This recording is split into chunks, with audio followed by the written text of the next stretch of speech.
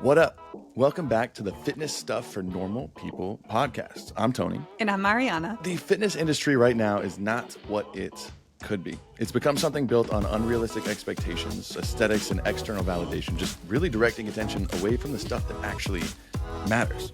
The bottom line is we're not just trying to provide another fitness podcast, but completely change the fitness industry for the better. We want to provide you the knowledge and tools to actually give you the confidence to apply the best possible training and nutrition into your own life. Where today's episode, we're talking about the top 5 vitamin and mineral deficiencies or insufficiencies. More specifically, what nutrients can make the biggest difference in how you are feeling and living each day that the majority of people are not getting. That is the majority, meaning more than half of all people are usually missing out on. And not only what they are, but how exactly to fix them if you are insufficient. So you can notice those massive changes, because like you're going to see, not all of these you can simply take in a supplement form. It's not going to be that easy for everything. And if you like this episode or the podcast in general, take 15 seconds and give us a little 5-star review wherever you're listening to it. Marianna and I puts a smile on our face. And if you're on Spotify, hit that follow button, because you can do that now. So every time we post an episode, every single Monday, it pops up so you don't miss a thing. And if you want more after each episode, you can join us on Fitness Stuff Premium for just $5 a month. You get a bonus episode every single Friday where we answer your own questions. Last week, we just dropped our first ever complete training program for free to all premium members with our 12-week push-pull-leg program. Also, just by being a Fitness Stuff Premium member, you're entered in our $300 Legion supplement giveaway every single month. You can sign up in our show notes below. But before we get into today's episode, just a quick note from our sponsor, Legion Supplements. You guys know we love them. We love their products, and they actually really fit well in today's episode, because some of their products can help fit those nutrient gaps. They have a vitamin D and K supplement. They have a sucrosomial magnesium, and which we will be discussing. Yes, a little spoiler. So if you're looking for one, you can go grab those with our discount, along with if you're looking to get some more protein or pre-workout. As always, you can hit the Legion link in our show notes, type in FSPOD at checkout for 20% off your first order, or double points on every order after that. I mean, these aren't just going to be like the top 5 supplements, because even some of them, I'm not going to spoil these ones, you can't supplement with. Some of them you physically just can't, because of actual legal limitations on them, which I'm excited to get into, which I'm excited to be back on the podcast. I always say this, but it feels like it's been more than a week. It's been literally 7 days. Well, you've been traveling, and I think that's probably why. Since, where have you been? Austin? I've been melting my face off in Austin, which I'm not going to lie, probably one of the coolest cities I've ever been to in the United States, but I don't think I could get over the heat. I think the lowest high I was there 2 weekends in a row. The lowest high was like 103, which you get used to it a little bit, but I don't know. Maybe I'm just babied with the San Diego weather, but it was a sick city. I learned how to honky tonk. I bought a cowboy hat. Did you go line dancing? No, I learned. I don't know if people are probably going to give me. I don't know what honky tonk is. I don't either. I don't even know if I'm using that word right. I'm going to be honest. I learned how to 2-step, how to waltz, how to do another one. That's probably line quote dancing, unquote. I learned how to. I tried to learn how to. I was not good at it. I got a cowboy hat, and I think I'm going to buy boots next because I'm in love with it. But it feels like it. And you've probably been in worlds. I don't know if anyone follows Marianna on TikTok. She's been an emotional roller coaster with this book finale. She's been all over.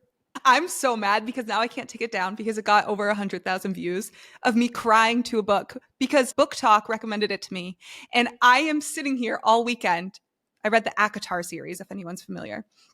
All weekend, consumed by it, absolutely sobbing. I was unprepared. I had no idea the emotional roller coaster that this would take me to, but in the best way. Like, cannot recommend it enough. But I posted a TikTok of me just like crying, being mad at Book Talk, and a lot of people apparently resonated with it in a good way. So like me ugly crying, I guess, created a safe space for other people who have ugly cried to this book. But if you're looking to ugly cry to a book, maybe that's your new angle. You just be the person that cries, and you're on Book Talk. No, Marianna making the. There were a few people who commented, because it definitely reached more of the For You page, not my followers. But there were a few of my followers that commented and are like, "I literally didn't think you had an emotional bone in your body other than being mad at people." And I'm like, "Oh my god, what?" Okay, that's funny. We're shifting over from evidence-based TikTok to Book Talk. Yeah, Book Talk, fantasy, good stuff. If you need a book, A Court of Thorns and Roses. It's a series. It's really I good. heard Harry Potter's good too, if you want that. Okay, now let's get to business. Let's get to business. Now, this list we're going to go over today, I mean, you and I geek out about these things because it's those things that aren't going to be the sexiest thing in the world. They're not going to be the newest, hottest product, the newest testosterone booster, whatever it is. It's going to be simple things that if you are insufficient or deficient in, can make the biggest difference in how you feel, how you perform, how you recover, how you sleep, how you just live through life. These will make the biggest differences by 100 over these other supplements in here. So it might not be as sexy, but we're going to break down exactly what they are, why they're so important, and the changes you can kind of expect to see, along with how to actually get enough of these. And like a good example I want to give is we talked about this on, I think, our vitamin D full episode, which we'll link in the show notes below. But the sexy product might be like a testosterone booster, which I don't even know how many $1 million market at this point. But testosterone boosters aren't going to boost your testosterone nearly as much as, let's say, if you're not getting enough vitamin D and you start getting enough vitamin D, that will have a much more meaningful and massive effect on increasing testosterone, on how you feel, on all these things, than a combination of random vitamins, minerals, herbs that aren't proven to work like a testosterone booster sells you. So it's not going to be as sexy, but these things can make a massive difference.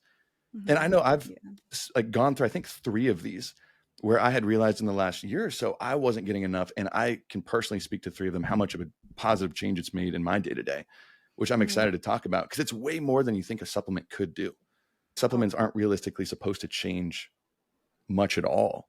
But if you really aren't getting enough of something, or just how you change your diet, it's insane. Paying attention to, like, people do everything all at once when it comes to diet and nutrition, which bites them in the ass every single time. But if you just hone in on one, if you know that your vitamin D is low and you're like, I'm going to really focus on this, and you really focus on getting it in your diet, that the transformation in terms of how you feel, partly because of the vitamin D, but then also focusing on getting the foods that are high in vitamin D, you're focusing on getting more whole foods. It's a very practical way to eat healthier. It's more specific, and you feel like you can achieve it a little bit easier. I feel like it's a really good point of entry to focus on certain nutrients that you may not get enough on, because then it makes it less daunting when you start to have more goals, because you've already started to eat more plant foods and improve your diet as a whole, rather than thinking about a million different things at a time or trying to just drown yourself in a powder. It's a good point, because a lot of the foods that we're going to go over, specific foods that are good quantities with all these vitamins and minerals, that's not like the only thing that they have in them, which is cool too.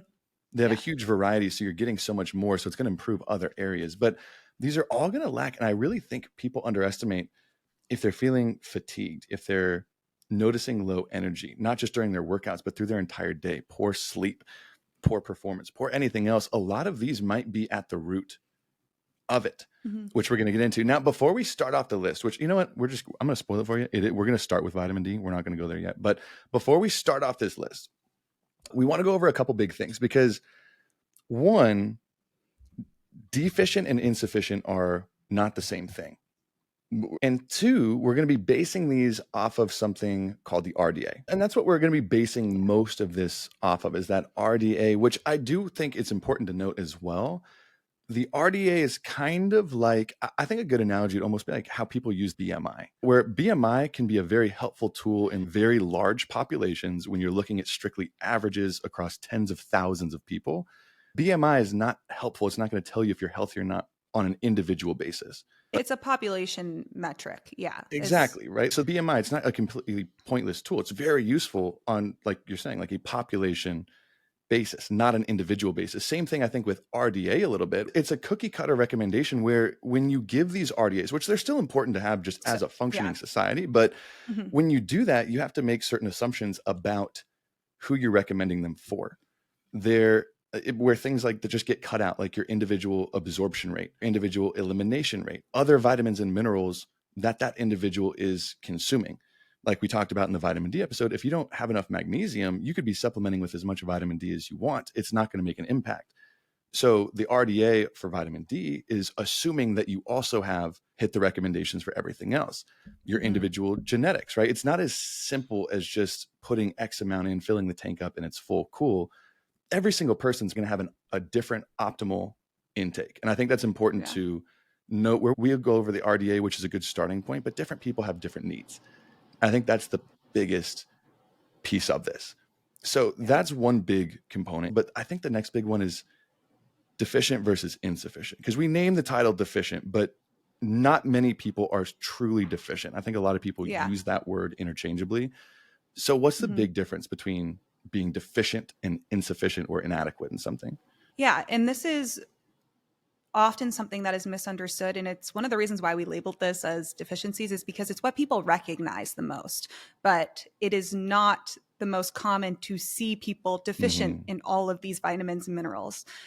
Very low dietary intake of a vitamin or an essential mineral can result in a deficiency disease. So that's termed a micronutrient deficiency. There is a disease associated with it. And you see these deficiencies a lot in third world countries. You do not see it often in developed nations like the United States. It's very uncommon. That is not to be taken lightly. It's still something that it's apparent, but it is not as common as micronutrient inadequacies, which is what you see a lot of in the US. The micronutrient deficiencies, they're rare, but they're not absent. So I don't want people to think that. But a micronutrient inadequacy is defined as nutrient intake less than the RDA or EAR, and they're common in the United States and other developed countries. So you're not hitting the recommended intake for whatever population you fall under.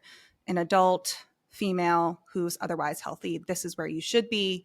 And most people in the US, most Americans, for micronutrients are not hitting where they should be on very, very important vitamins and minerals. And that is what an inadequacy is. You're not completely deficient that you would see a disease, but your levels are not meeting the minimum that you need to be at to just be considered healthy. Because if you are not hitting this recommendation, you're going to have symptoms, and they're not going to be as obvious, but that's what makes it almost more difficult, I find, because in contrast to deficiencies, where the result is you see these clinically overt symptoms, because again, a disease has known symptoms. You can see them right away. And inadequacy may cause these covert or almost hidden general symptoms that are really difficult to detect clinically. For example, symptoms of general fatigue, reduced ability to fight infections, impaired cognitive function. And they also have important implications for long-term health and disease risk. And what makes this difficult is you could meet the RDA for vitamin D that is general, but maybe that's not your RDA. Maybe you actually need more than what the average person needs. That's where this gets fishy. And that's why we say the RDA can sometimes be flawed, is because it doesn't take into account those individual differences. So I feel like that's important to understand first. And when you see a lot of people talking in the media in the US, when it comes to deficiencies, more often than not, they're referring to these inadequacies because I mean, even health professionals like PhDs, all this, whenever it's all over news sites, everything, it refers to things as deficiencies, although they're not. Like if you had a true deficiency in something that we're about to talk about, you probably wouldn't be listening to this right now because you'd have something very, very wrong with you. Yeah. But it's still possible, but just not here, right? Yeah. You do see it, and you definitely see it in impoverished neighborhoods. And you definitely see a lot of deficiencies in like homeless populations and things like that, with people who don't have access to food.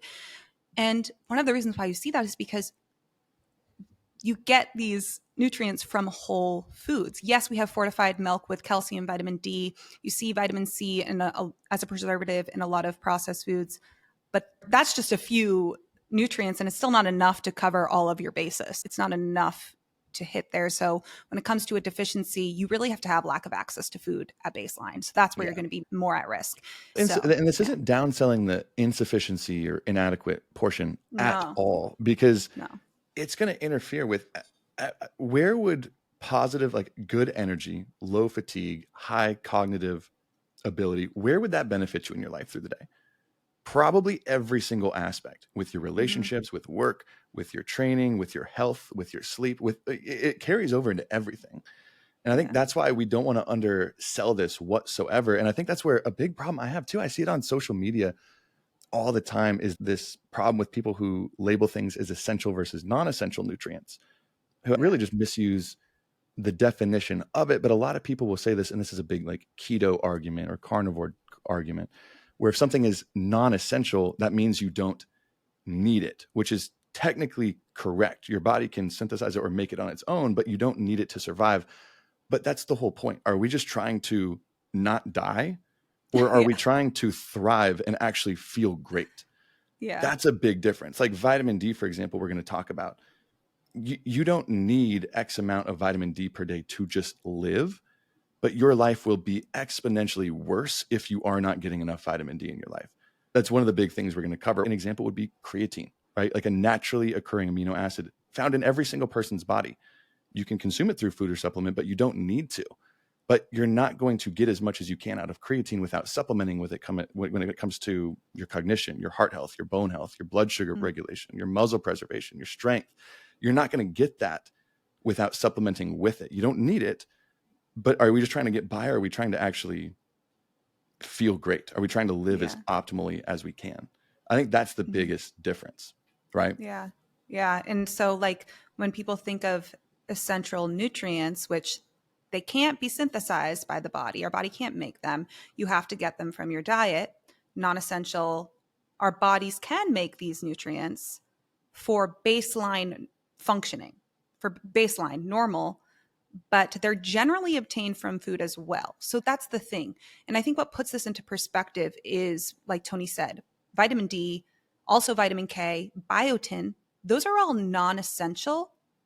So we can perform our basic processes that these are involved in at baseline, but we cannot perform optimally if we aren't also getting these in our diet. So if we aren't getting these in sufficient quantities for them to carry out their functions to their full potential, that's when you'll see these effects. And just because vitamin D can be synthesized in the body, not everyone is exposed to sunlight enough for us to have enough. There's a gray area. It can be very complex. That should not be something that you just take as, oh, non-essential, meaning I don't need to get this in my diet. Exactly. That's the same kind of thing with the RDA too, where like because we're going to start off talking with vitamin D here right next. This is a great example where the RDA for vitamin D is fairly low. A significant amount of people will realize they need more than that each day if they really want to maintain really optimal blood levels. So same thing with RDA, same thing with anything else, is these are usually minimums, not like optimal levels for a lot of people. And that's what we're going to kind of go through here. And I think a good way to tell, and this is a huge trick where if you don't know, we'll go over some symptoms of what you may feel if you're not getting enough of these. One of my favorite ways to tell how much, especially from a micronutrient standpoint, is the app Chronometer. Have you used that before? Yeah. I use MyFitnessPal, but it does. I've used Chronometer. I was like, I think MyFitnessPal is better on a day-to-day, but I know I like Chronometer for its breakdown on micronutrients. I've never seen something go so in depth with micros before. So it's usually free. I think there's a paid version for like $7, but there's a free version too, where if you just track your day-to-day food intake for like 2 weeks on Chronometer, you will have a very clear idea of what you are and are not getting enough of. Yeah. So I think that would be a solid start for a lot of people if they're not really sure. Check it out. Track your food for even a week. And you get, people don't change their diets all that much. You can probably tell what you're getting enough and not of going into it. Now, starting off the list, we're going down, and these aren't going to be in any particular order in most to least important, because really they're all freaking important. Now, the first one we're going to start off on is vitamin D. Now, the first thing I will say is we did an entire episode on vitamin D. It had to be 2-3 months ago. We'll try and post the actual link to that in the show notes below. But honestly, it was I really think it was my favorite episode we've done yet. I don't know why. Yeah. I was obsessed with it. But vitamin D deficiency and insufficiency it's considered a global public health problem because of how many people around the globe struggle with this one. Now, vitamin D, you might have heard as the sunshine vitamin, the sunshine hormone, because it's a hormone, which we'll talk about. But it's estimated that up to 50% of the global population is insufficient in vitamin D. And that's an estimate. I really would think that it would be even more than that, just based on what I've seen. This is 100% anecdotally, but every single time I've had a client get blood work done, not one has come back with optimal ranges. I live in San Diego where it's sunny, like 364 days a year, 3 on a leap year. And I think my levels were 20. Oh, what was it? I said it in the episode. It was in the 20s. My blood levels were in the 20s, where optimal is like 70 to 100. And I live in one of the sunniest states out there. So a lot of people struggle with this. And still need, if you live in a sunny, that is one of the biggest misconceptions. And I honestly blame a lot of higher education for this too, because people say, on the sunny months, you don't need to take vitamin D. And that it could not be further from the truth. It is so difficult for your body to produce sufficient amounts of vitamin D from just the sunlight alone. And it's tough. That bothers me so much. It's tough. And I mean, this isn't only a problem because vitamin D, people are like, what? It's like for your bones or whatever. It's like, no. I mean, yes, bone health, certainly. But it helps regulate really important hormones like testosterone, thyroid hormone, estrogen, insulin, the big players right here, right? Your energy, your mood, your fatigue through the day, your muscle and heart function, your cardiovascular and immune health. So many roles this can impact with vitamin D, and it's massive. And I think that's the biggest difference I've noticed, because this is one that I mentioned in passing a few minutes ago, one that I had to improve and that made the hands down largest impact on my day-to-day. Mostly on my energy, fatigue, and sleep is where I noticed the biggest improvements, because I started actually going out in the sun a little bit more and supplementing with it, which we'll talk about in a second. But I actually was able to raise my levels, and they're not even optimal yet. I think it's in the mid 50s to low 60s now. I can't wait to tell you what my vitamin D was. Wasn't you stupid high or something like that? Or was it low? No, stupid low. This was after I was vegan too. So it was like crazy low. What was it? 20, like 2. Oh, well, okay. That's what, so 22. We were actually kind of similar. We had 22, where, and just for reference ranges for everybody, insufficient is if you still land between 50 and 75 nmol per liter is what they measure that in. 50 to 75 in a blood test. Deficient is where you have below 50. So that's both you and I just got from deficient to insufficient, and I've noticed the biggest difference in my energy, fatigue through the day, which is insane. But that's where I'm like, I really think if most people got tested, they'd be shocked with how low they might be when it comes to this. Now, we could get into all the different roles it plays. I think the testosterone one is really interesting, where it's very closely correlated to low testosterone levels in men. But I really do just recommend going to listen to that full episode that we did a long time ago, where we really dive deep into the research behind it.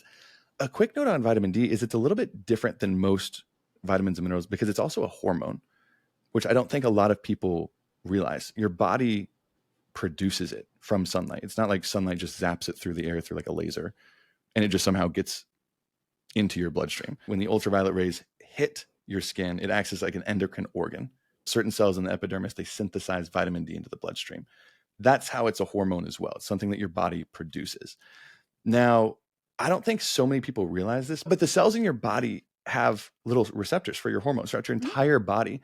And vitamin D receptors are found on your heart, your brain, even fat cells throughout your entire body, meaning it's ready to be received at all of these sites. Now, here's how to get enough vitamin D.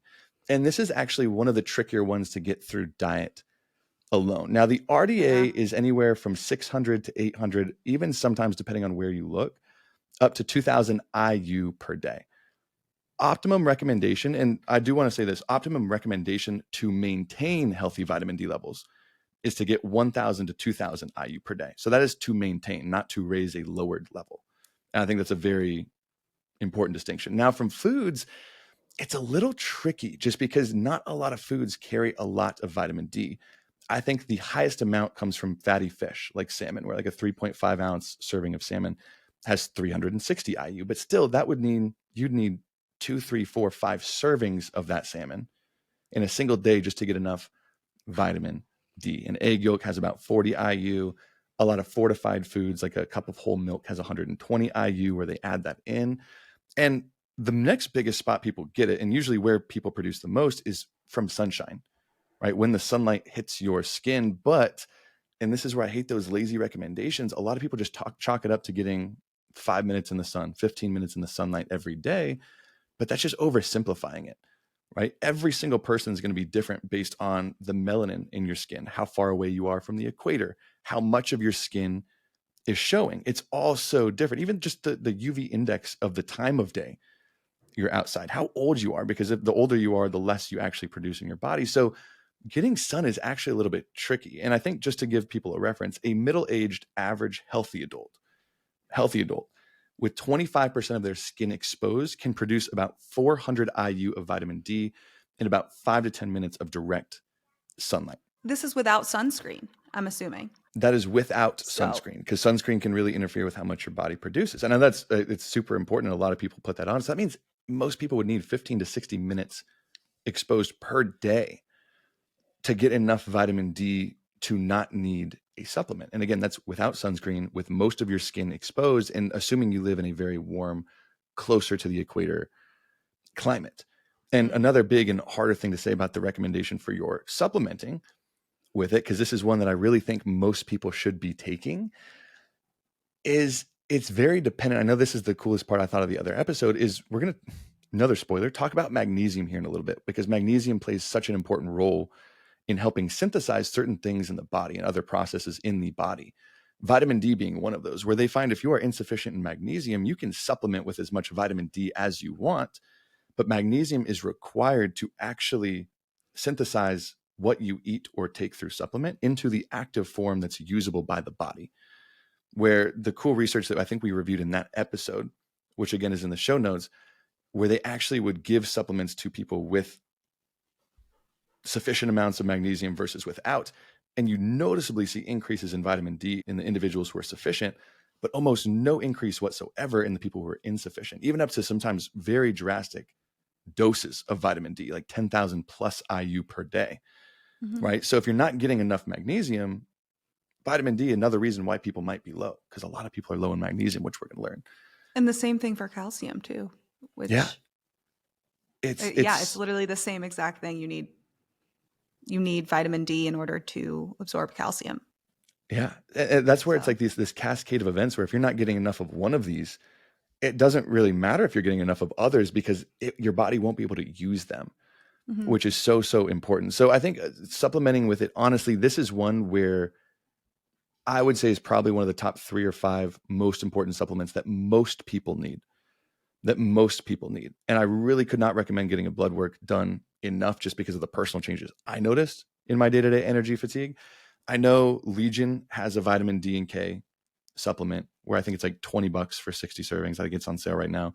Now Supplements has a purely vitamin D supplement for Amazon. I think it's like 2,000 IU per day for like $10 or something like that. But it's one of those that I really think most people should do it. And Thorne, that's actually one they have that's not too expensive either, is it? I use their vitamin D and K, and it's a liquid. I put it in my water in the morning.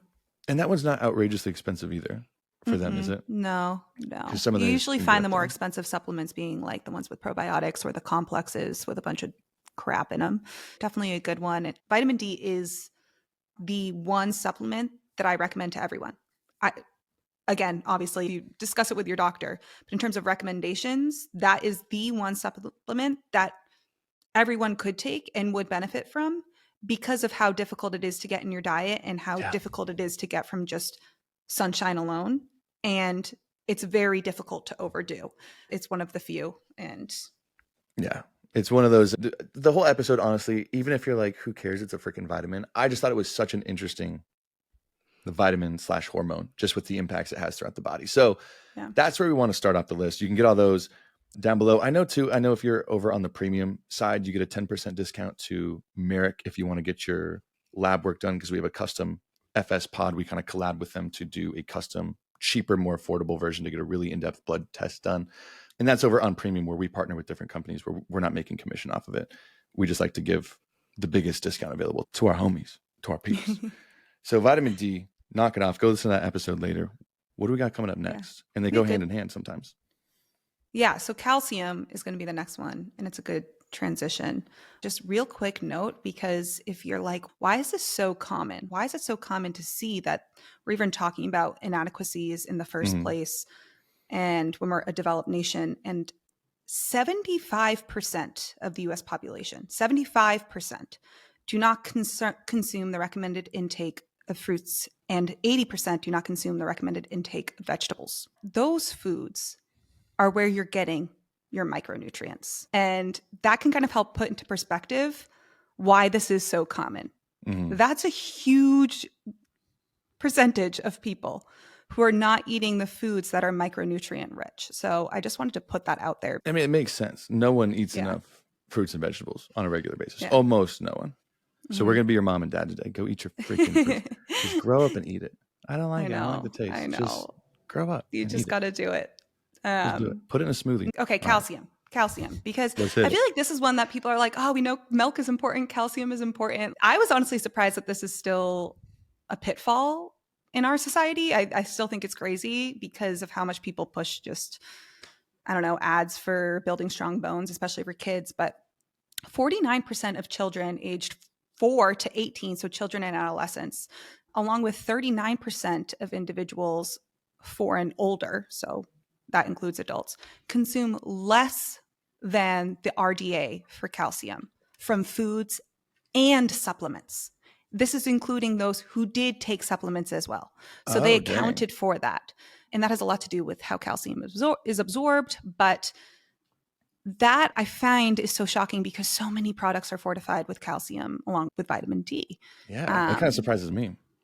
Yeah. But it's still not enough. A lot of these fortified foods, if you're just having half a cup of milk, that's not going to be enough to hit your RDA. The RDA is what's universal for both male and females. It's 1,000 milligrams. And that is like the baseline. So I feel like I'm like, why don't we talk about this more? Because it is so important. It's the most abundant mineral in your body. It makes up much of your structure of bones, teeth. Not only that, but calcium serves as a signaling molecule. Without it, your heart, your muscles, nerves would not be able to function. This is such an important mineral. It mediates blood vessel contraction and dilation, muscle function, blood clotting, nerve transmission, and hormonal secretion. It is so important in so many vital processes in our body. The fact that this is still something we're short on is crazy together, to me. America. And it's just something to think about. Yeah, calcium's important for strong bones when you're growing. No, it's so much more important beyond that. That is really important. I was going to say, I feel like people just think of it as a bone thing. No, it's just for your bones. Like, I should be good. It's just for your bones. Like, no, it's everywhere. That's what a lot of these, but jeez. Yeah. And then because you see where vitamin D is something that most Americans struggle to get, this kind of makes sense, right? So vitamin D is required for calcium to be absorbed in the gut via active transport to maintain adequate calcium levels in your blood.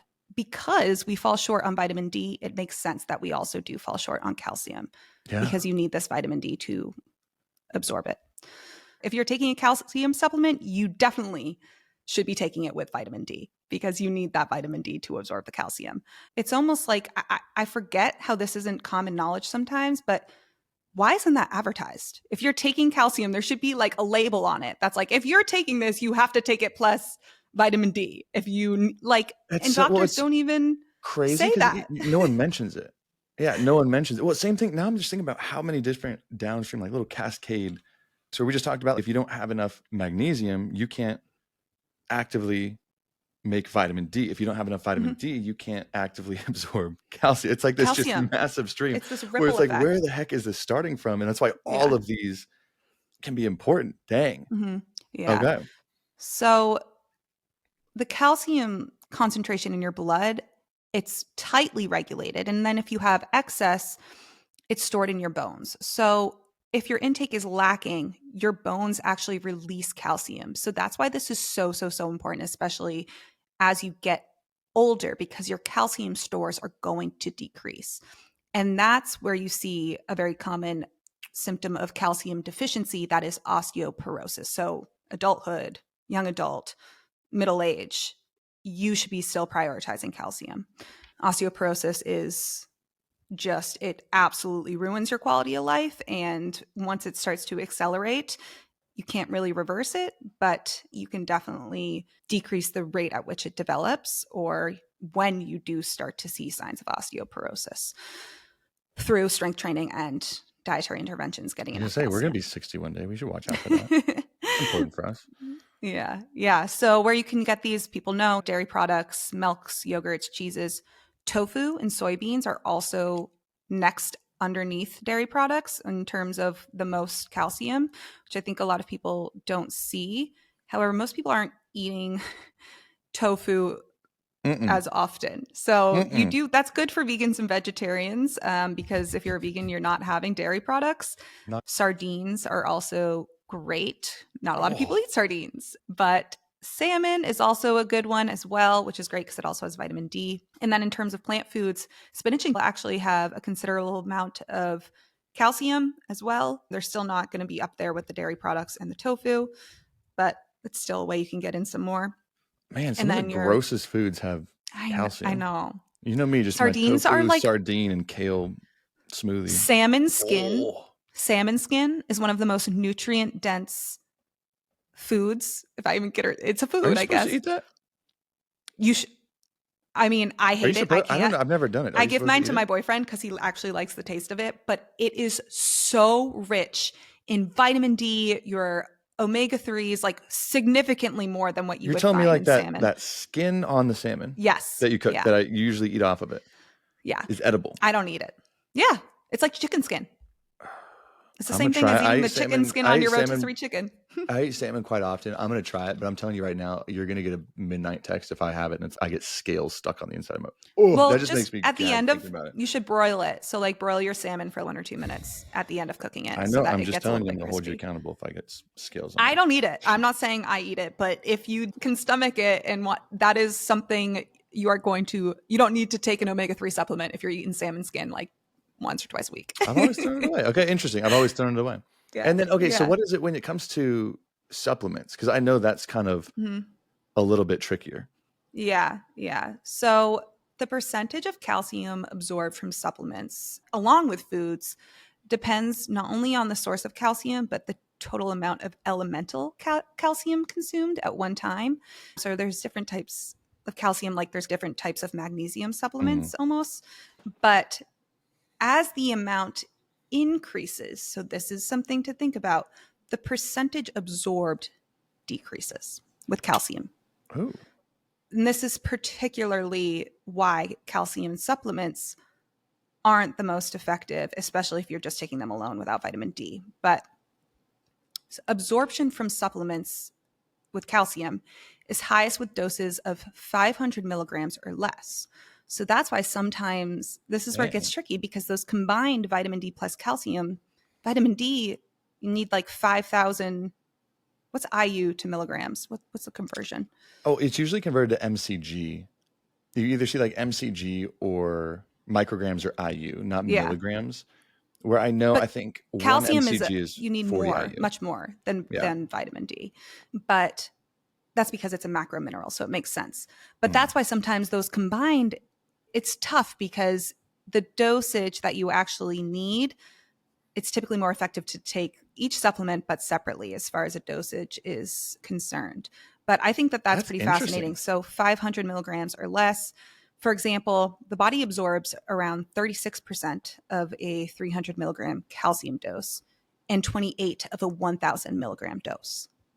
And who talks about that? Who would think that? Because that's not intuitive. You wouldn't think that would be the case. I've never heard of that before. Because I'm thinking most supplements, when you just buy a supplement by itself, they usually mega dose whatever vitamin or mineral you're taking. Because it's just people want more, is what they think. So they mega dose it, not even realize that it's probably not what you actually need. Dang. Yeah. Okay, so that's an interesting one.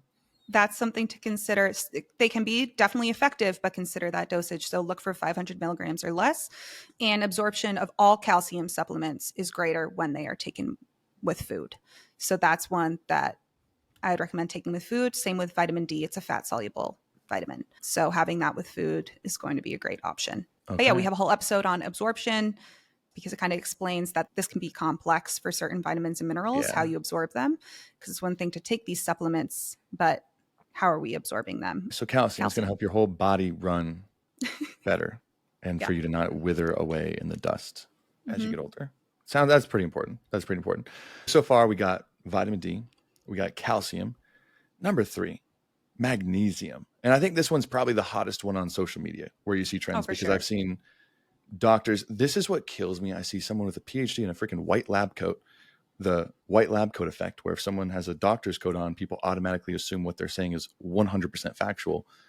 And it kills me because I saw it was a hard feed post on Instagram saying it's like, can't sleep, take magnesium. Low energy, take magnesium. Poor skin quality, take It was just like that, essentially solving for every problem that exists. And then you read the caption, it's like, oh, he's selling this in his bio. Yeah. Shocker, it's going to solve every problem. Because none of these are going to solve every problem in the entire world, especially supplementing with it. And why diet, I think, is so important when it comes down to it. But magnesium, kind of like calcium, it plays a massive role in just about everything, right? Magnesium is one of the most common mineral deficiencies or insufficiencies in the world. Same kind of reasoning along with calcium. It's not easy to get through diet alone at all, right? For example, a good source of vitamin C has more than 100% of the RDA for vitamin C. If you eat one orange or a serving of strawberries, you're getting 106% of the RDA for vitamin C. Or one kiwi, almost 200% of vitamin C. So it's easy because all you got to do is say, okay, I want one vitamin C food per day. Boom, check that off your list. Where most quote unquote good sources of magnesium contain less than 20% of the RDA, right? The RDA for magnesium, it's different per age group, gender, everything there, but it lies between about 350 to 400 milligrams per day. I think up to 420. And honestly, sometimes even much more than that to optimize. But for example, one of the best sources of dietary magnesium is almonds, which I also learned in putting this together. Almonds are not a nut. It's a seed. I didn't know that. But I did actually know that. Thanks for telling me. But 100 grams of almonds has about 350 milligrams of magnesium. So 100 grams of almonds, that's a lot of freaking almonds. I don't think that's over 600. That's over 600 calories worth of almonds. And you're not even getting the RDA of magnesium from that. Like macadamia nuts, they're another one. You would need over 700 calories worth of macadamia nuts just to get about 33% of the RDA of magnesium. So it's one of those things that you kind of have to be intentional with in getting through your diet. And the other food sources just aren't common, or something that just sometimes aren't super realistic. Like some other good sources are like leafy green vegetables, fish, bananas, but all of these even carry between about 50 to 75 milligrams of magnesium. So are you going to be eating 10 bananas today? Probably not. And that's why this is one of those where supplementing may be huge. Now, why this is important is magnesium, it's responsible for over 300 biochemical enzyme reactions in your body. One of them you might be familiar with is with ATP, right? Adenosine triphosphate. We talked about that a lot in the creatine episode. It provides energy to your cells, and it must be bound to magnesium in order to function properly. Same thing with converting vitamin D into its bioactive form in the body. Magnesium's that helper that needs to get you across the line. It's like your friend at a music festival who's like, hey, I'll take you backstage, but you got to be with that friend because you can't just go back there yourself. It's like one of those. It works synergistically with calcium, with vitamin D, with vitamin K. It just makes sure that your body can actually use these things. Okay. And some common symptoms, and this is where I hate I hate calling them doctors because I feel like it gives them too much credit. The people wearing white lab coats that tells you it fixes all this, can't sleep, whatever. Some common fatigues of magnesium deficiency or insufficiency are fatigue and low energy through the day. Insomnia is actually a big one. Muscle weakness and cramping, and even high blood pressure is one of them, right? They're important for athletic performance, strength, cardiovascular health. It is super important in bone and mineral density, mental health, cognition, and mood. It's one of those that, again, if you're just not getting enough, you're realizing that almost every single action that your body is doing through the day is going to be lessened because of that, kind of along with calcium as well. Now, the hard part is through food, you can get it through leafy green veggies. Spinach is a big one, and nuts. But again, it's even more common. A lot of people listening to the show might be going through a calorie deficit or a diet. It's even more challenging to get enough magnesium through your diet alone if you're in a deficit, because you have to be watching your calories. And a lot of the foods that have a decent amount of magnesium are fattier foods, foods that have higher calorie densities. If you're on a deficit, you're not usually able to fit 600 calories or 700 calories of almonds or macadamia nuts into your day just to check off one micronutrient. Right? You usually can't do that, which is tough. So that's where supplementing with it, this is one with vitamin D, I think a lot of people may be able to benefit with. Yeah. I wanted to mute so I didn't slurp my big old drink in your thing right here. But even when it comes to supplementing, and this is where whatever episode that was, it can be difficult because there are over 10 different forms of magnesium supplements, over 10 different forms. Here's what they are and why you would use each one, because not all of them have the same bioavailability, and that means your body can't really use it. The first off, right? First, magnesium oxide, which shouldn't be used for anything, right? It's the cheapest form, which is also sadly why most supplement companies use it, because it's cheap, but its bioavailability is as low as 4%, meaning your body basically doesn't use anything that you take. Even though it's usually the most common one you find at like a GNC or anything else, it just says magnesium. Look on the back of the label, the nutrition label. That's where it'll tell you what form of magnesium it is, right? So oxide, throw it in the trash. Magnesium citrate, this is more used to release when you are backed up, right? Don't take it at higher levels unless you want to literally live on the toilet. I think I told you about, I got this one just to try it out a little bit today. If you have even a moderate dose, it's like you just get comfortable on the toilet. That's what it's usually used for. And it can be good for that. If you're actually constipated, it can be really good for that. Magnesium lactate, on the other hand, is a lot easier on digestion. So if you're really deficient or need higher doses to raise your low blood levels, this is a great one to go with because you can take higher doses without it upsetting your stomach. Magnesium sulfate, this is essentially just what Epsom salt is. The people that you see like athletes take Epsom salt baths. There's not a lot of literature on whether or not it's super effective, but that's what Epsom salt is made of, is magnesium sulfate. Magnesium threonate, one of the newer versions, which is more for mental health and sleep, since it crosses that blood-brain barrier better than other forms.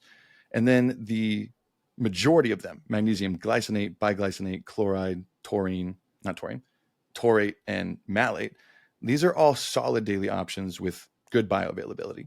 Nothing special about them, but they're all decent with bioavailability.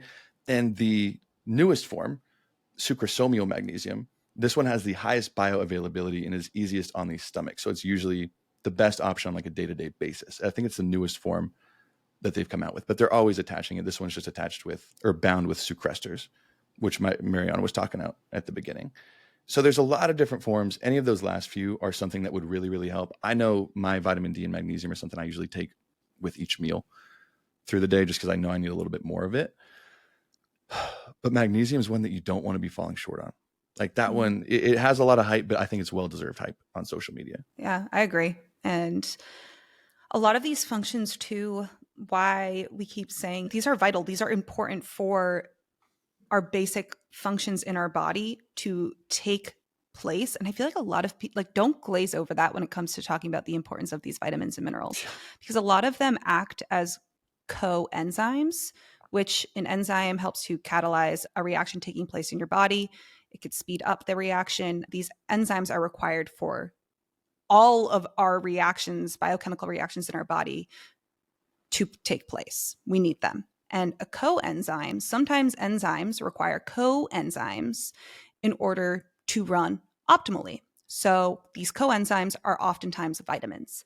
Vitamins will bind to the enzyme or the active site where the enzyme has to attach in order to catalyze a chemical reaction and allow that reaction to take place in our body. Without these vitamins, these enzymes could not function. We would not have that reaction taking place. And that probably sounded like a lot of too wordy and confusing, but takeaway is these vitamins play a significant role in all of these metabolic processes in our body. Without them, we would be dead. That's point blank, period. And I feel like that sounds so crazy because it's underestimated. Vegetables are important. Fruits are important. We know that, but it's not prioritized enough, or else we would not be seeing people not eating fruits and vegetables. The like we why do. behind it isn't hammered home hard enough. Yeah. Because everyone's, oh, eat your veggies. Eat this. No, shut up, nerd. Like no one talks about it. Like everyone's like, that's what that means to them. It's like, no, this is why. Like it literally. And that pisses me off so much too, because the fact that we have so much research showing that, and we aren't like, a lot of the reason why people don't have access to fruits and veggies, they're fucking expensive. It's expensive a lot of the times to eat fresh whole foods. You could definitely do it in a cheap way, for sure. That's possible. But when it comes to people who are living at or just above or below the poverty line, who are getting benefits for food, like SNAP benefits, in order to be able to eat, though the majority of them are not going towards fruits and vegetables. They get the benefits for the cereals, for the processed foods, not for the fresh fruits and veggies. School lunches, they're not the fresh fruits and veggies. They're the processed foods. Our government as a whole, and this is not to be political, but a lot of food and access to food and why we have these health issues and insufficiencies in the US is because we have so many people who do not have access to these foods. And our government also doesn't prioritize giving them access, even with all this available data and research showing that it improves the health of hundreds of thousands of people.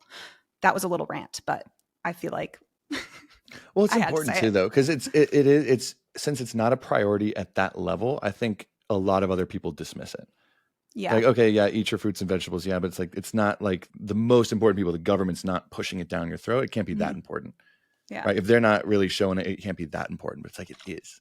It is. It was a good rant. 2 clap for that rant. All right. Give us number 4, which I think we were talking about before, might be the biggest insufficiency in the world. The most common?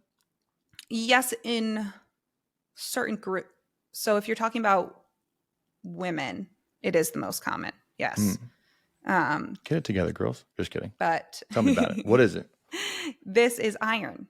So this is also, like vitamin D, a huge public health concern for certain subgroups of the population. Still important for everyone, but younger children, all women, and then even more so women who become pregnant, and pregnant women and lactating women. So this is something that is a huge concern in terms of not getting enough of and showing up as a lot of these symptoms associated with an iron deficiency, which really decrease your overall quality of life. Vegetarians and vegans also have increased risks for this deficiency.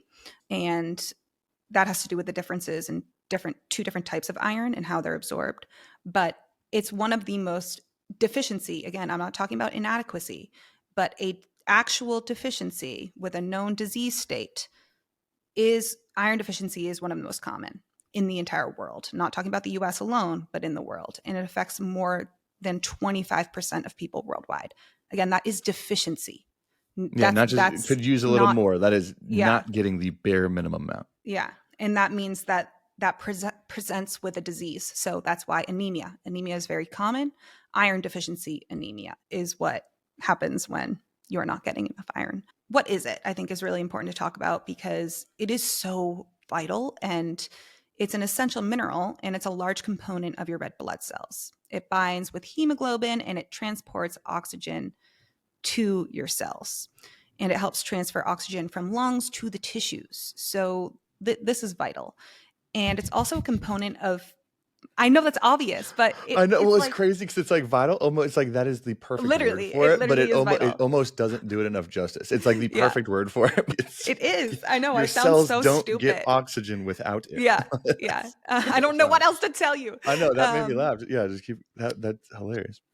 Yeah, but it's also a component of myoglobin, which is another protein that provides oxygen. It also supports muscle metabolism and healthy connective tissue. So there's other pieces there that are very important. It's also necessary for physical growth, neurological development, cellular functioning, and synthesis of some hormones.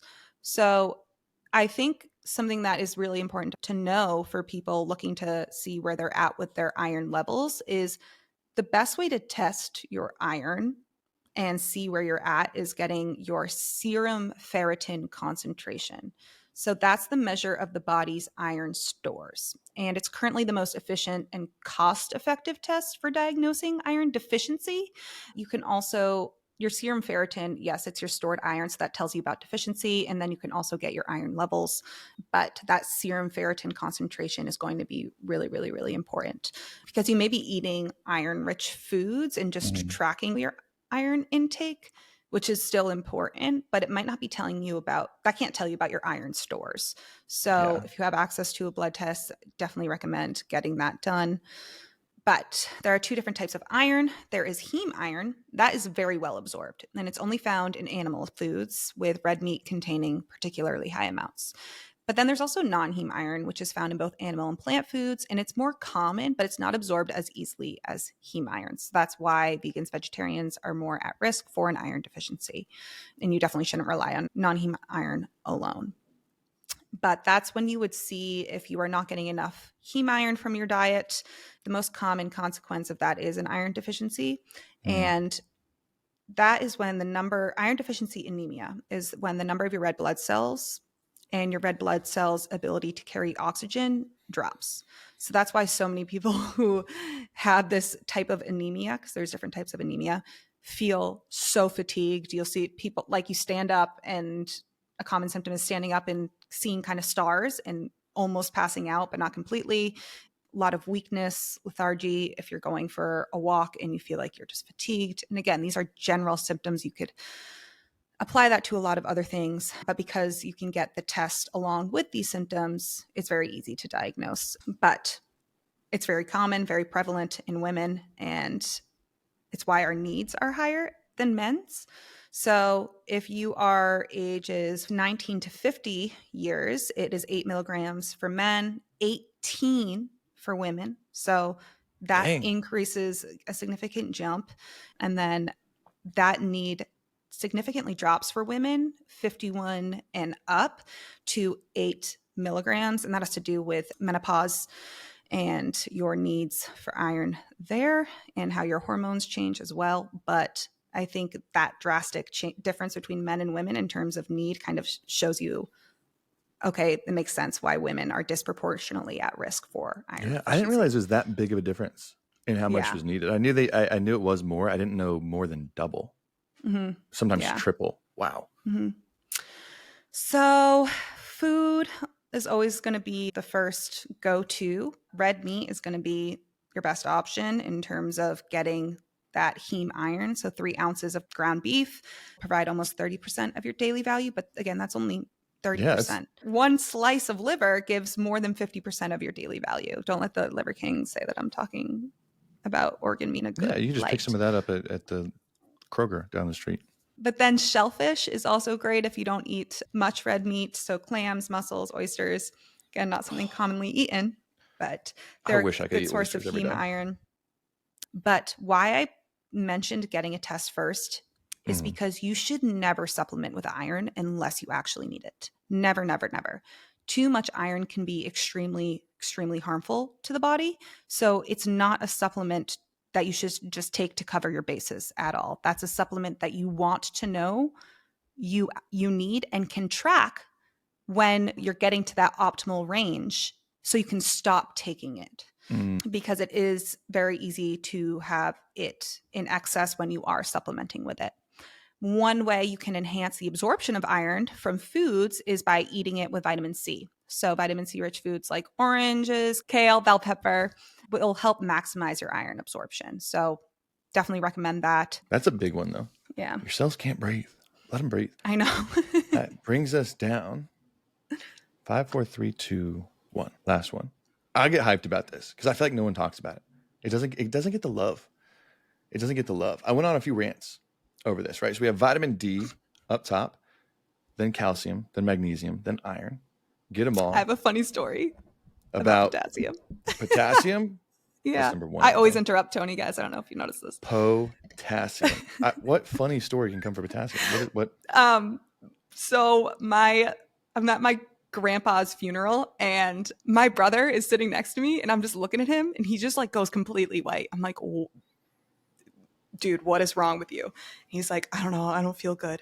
And he goes outside and just throws up and then passes out. And so we went to the ER And it was because he had a potassium deficiency. Like he was really deficient in potassium. Wait, deficient in potassium? Like deficient. And he had not been feeling good for a while. Like he had not been, it wasn't just something that randomly, but because we were in a hot room, like there were a lot of people. Oh my gosh. Well, I've just never really heard of an actual deficiency. Like that is a very hard to get. Your body holds on to potassium like no other. Yeah. Oh my gosh. I'm like, I literally was laughing at him so hard. I'm like, that is so embarrassing. How embarrassing is it to have to go to the ER because of potassium deficiency? Eat your bananas. I can't. Oh my God. Well, because here's the thing, but here's the crazy part, because this stat blows my mind when it comes to potassium. And we talked about this, I think it was another AMA episode. 98%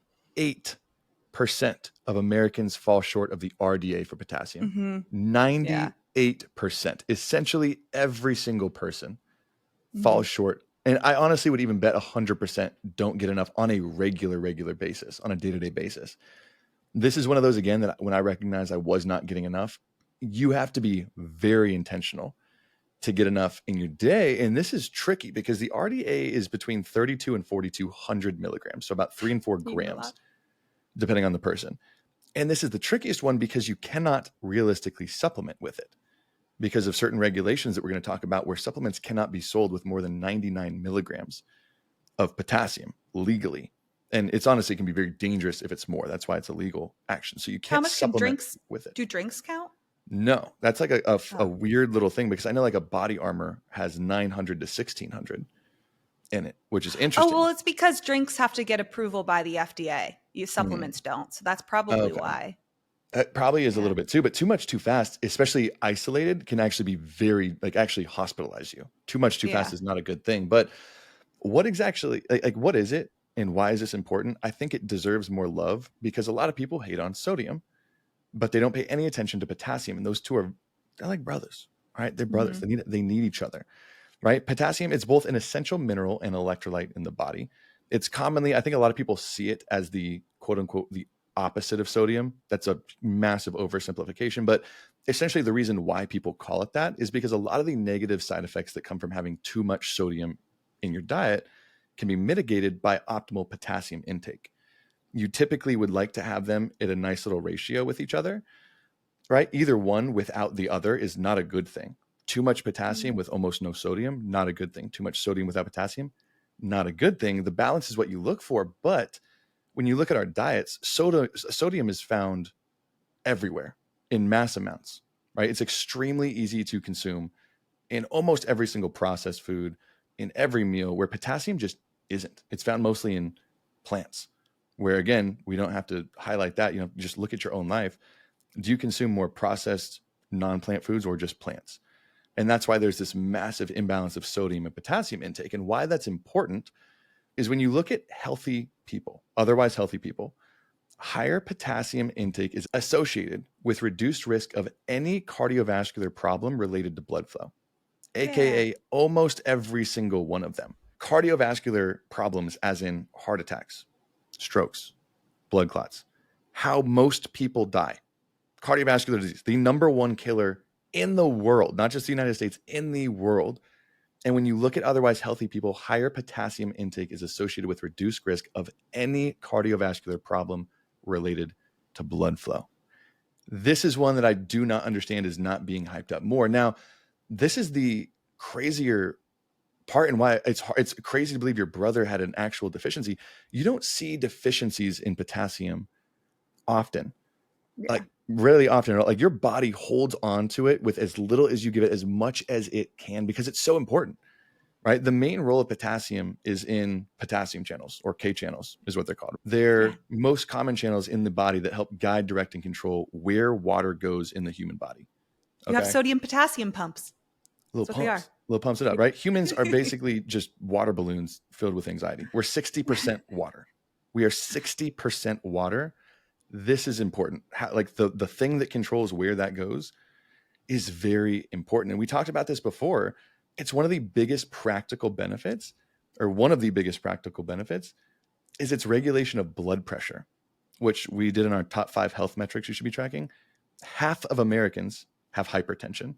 1 in 4 young adults starting at 18 years old have hypertension, high blood pressure, which is the leading indicator for heart disease, which I don't have to say again is the leading cause of death in the world, right? This is a massive deal. And I know sometimes it gets hate because it's easy to say and hate on sodium, and you should limit sodium, even though that is such a massively important mineral as well.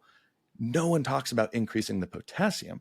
Even when I post about this online and I'll start to outline these benefits, I'll have nurses that come in as well, and they'll say, hey, well, I just want you to know whenever someone comes in with high blood pressure, we do a blood test and they have sufficient levels in their body, or they're not deficient in their body of potassium. That doesn't mean you're getting enough through the diet to optimize how your body's functioning.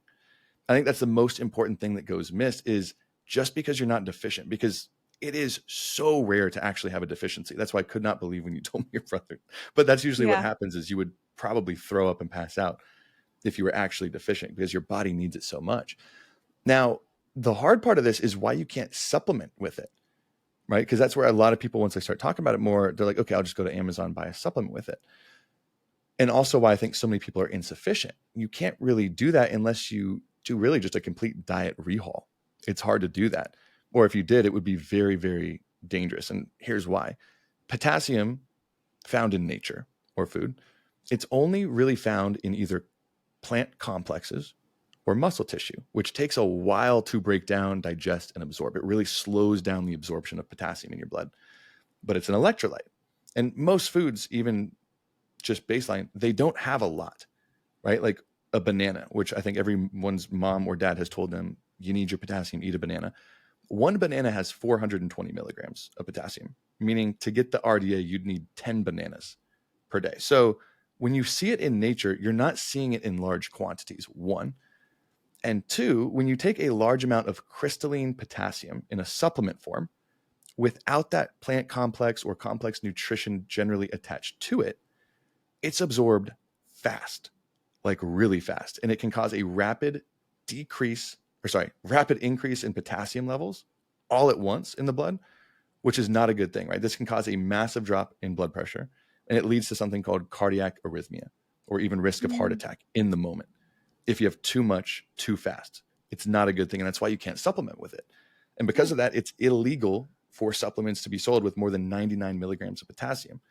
So look at any multivitamin, anything, it might have it, but you would need, if you do buy, I know you could buy like a potassium supplement on Amazon, but they come in 99 milligram pills. You would need 42 of those pills to get the RDA. So it's not realistic to try and supplement with this. And again, it'd be more dangerous to do that as well. Yeah. But it's not realistic to do so. And I will say this is one where I still am not perfect with it, even though I know how important it is. And I've talked about how I wanted to lower my blood pressure on this podcast a few times. So this was something I took really important. And it did help a lot, but I still don't hit enough potassium on a daily basis, 2-3 days a week minimum, right? You're not just slamming potatoes. Not just slamming it, because that's the funny part, right? Everyone thinks banana, go for it, potassium. Potatoes actually have the most. White potatoes have the most potassium out of any food source, anywhere from 900 to 1,600 milligrams per potato. You got to eat a big potato for 1,600. But even then, you're eating 2, 3, 4 of these potatoes to get close to your RDA. Yogurt and dairy are really good sources, 300 to 500 milligrams, depending on the source. Any fruit or veggie usually has a decent amount. A banana has 420, an orange has 260, but again, not a ton. Nuts have a decent amount. Salmon has a pretty good amount from like a meat source. Salmon's generally the best at 3.5 ounces. Salmon does it. Let me see. I want to know how much potassium is in salmon skin. I mean, we've talked about that for potassium, vitamin D, magnesium. Do we talk about it for calcium too? And iron? I don't know. I don't think we talked about it for iron. It just sounds like it's came up a lot. I'm going to Costco buying that in bulk, right? The bottom line is for potassium, you have to be very intentional to hit your potassium each day. And you might not hit the RDA, which is okay. I wouldn't stress about it, but it can pay off more. I would say that one is second to vitamin D, where I noticed the biggest difference in my lifestyle. Magnesium, I did notice it helped sleep a little bit, but it was hard to control because I was also changing a lot of other things when bettering my sleep. Potassium is one where I think the biggest difference is I noticed a lot more energy and less fatigue through the day when I was getting a potassium, which makes sense with how important it is. But we got a funny story about potassium, which is resulting in almost death. From Marianna. I think he just started his new job too. He's an investment banker and was just like not eating. So that also had to do with it being deficient. I was curious. I'm like, how is that? I'm really curious to see what a funny story about potassium, like how funny could it be? Oh, I would have laughed in the moment, even though I think some listeners. I just thought it was hilarious. And also that the fact that I was at our grandpa's funeral made it just 10 times better. Just cherry on. And he's a brother. So if anyone's judging, it's a brother. Do you have a brother, sister? Yeah. You laugh at the funniest stuff. He's an idiot too. So I was just like, classic. Classic Brian, whatever his name is. Okay. So here's what I think we're going to do. Don't hold us to this because I think it's a great idea, but sometimes we might not follow. This is news to me. What are you talking about? I know. I haven't even told Marianna. I think it'd be smart. We're going to try to make a list of all the foods we listed today in high amounts, and we'll share them on our Instagram story as we post this that Monday, and probably put it in a highlight reel too. I think that'd be something that we could just do fairly easily. Just if you want a good source of foods for all these. Any supplements we mentioned on Amazon, on Legion, anything else that can help with this, we'll put in the show notes down below. Again, to really figure this out, track on Chronometer. But if you want to see if your individual body is getting enough, for just $5, you can subscribe over to Premium and you get a 10% off your first Merrick blood test. We partner with Merrick Health, one of the best, I would honestly say the best and leading telehealth care company for blood work. So you can save 10% on that, which is more than the $5 you'd spend on the Premium. So if you want to get a really in-depth blood work, and we made an affordable version too with everything you need, you can go over to Premium and it's right there on top. Yeah, I was going to say Oregon State has a really good nutrition program, and they have a lot of good online resources. So maybe they have a really good micronutrients chart. That's a PDF. So maybe in the meantime, we could leave a link to that if people are really looking for something tangible right away. While we create our own, or we could even just honestly link that on Instagram stories and put it there. Yeah. We don't have to make our own. That's what we do. All right. So if you don't see it on Monday, DM us and be like, hey, you freaking lazy pieces of, get it together. That's what I want you to say. Get it together. DM us and say, get it together. But it should be up at the time you're listening to this. But to close things out, hopefully you can identify where you might be falling short. Hopefully you can fix this. Hopefully one step at a time. Oppenheimer.